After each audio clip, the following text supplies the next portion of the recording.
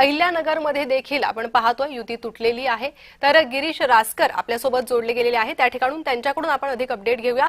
गिरीश, पहिल्यापासून अहिल्यानगरमध्ये चर्चा नेमकी काय सुरू होती? युती संदर्भात बैठका झाल्या, काय प्रस्ताव देण्यात आले आणि अखेर हा निर्णय झाला?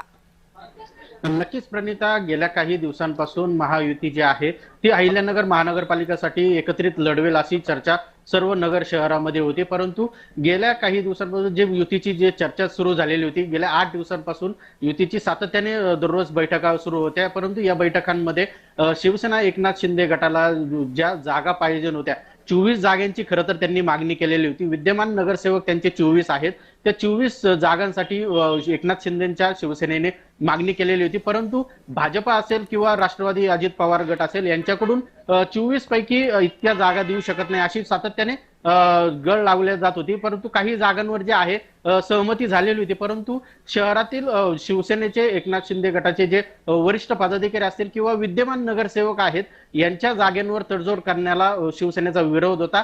परंतु भाजपा किंवा राष्ट्रवादी अजित पवार गट असेल हे कुठल्याही परिस्थितीत ह्या जागा ज्या आहेत त्या देण्यास तयार नसल्या कारणाने काल अखेर त्यांनी जे आहे ती युती तोडलेली सांगितलेला आहे। भाजपचे जे मंत्री विखे आहेत यांच्या समर्थकाने शिवसेनेच्या पदाधिकाऱ्यांना कॉल करून जे आहे सांगितलं की आपली युती होणार नाही, आम्ही जे आहे ते वेगळं लढत आहोत, आपण आपला निर्णय घ्यावा। त्यानंतर शिवसेनेकडनं उपमुख्यमंत्री एकनाथ शिंदे यांच्याशी संपर्क साधून सर्व नगरची जी आहे ती परिस्थिती सांगितल्यानंतर वरिष्ठांकडून मिळालेल्या मार्गदर्शनानंतरच काल रात्री शिवसेनेकडून आम्ही स्वबळावर लढत असल्याचं जाहीर करण्यात आलेलं आहे। आता सध्या शिवसेनेकडनं जे आहे एबी फॉर्म वाटपाचं काम सुरू झालेलं आहे।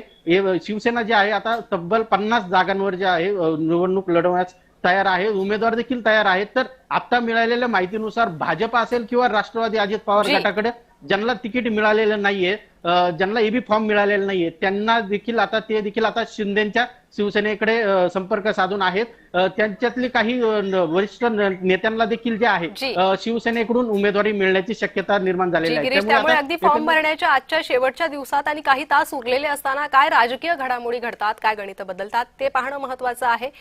तुर्तास तुम्ही सर्वांनी प्रत्येक आपापल्या शहरातून या युती संदर्भात आणि महापालिका निवडणुकी संदर्भात माहिती दिली आणि युती तुटली आहे, त्यामुळे आता याचा फटका कोणाला बसणार आणि फायदा कोणाला होणार हे पाहणं महत्त्वाचं आहे। या सविस्तर माहितीसाठी सगळ्यांचे धन्यवाद।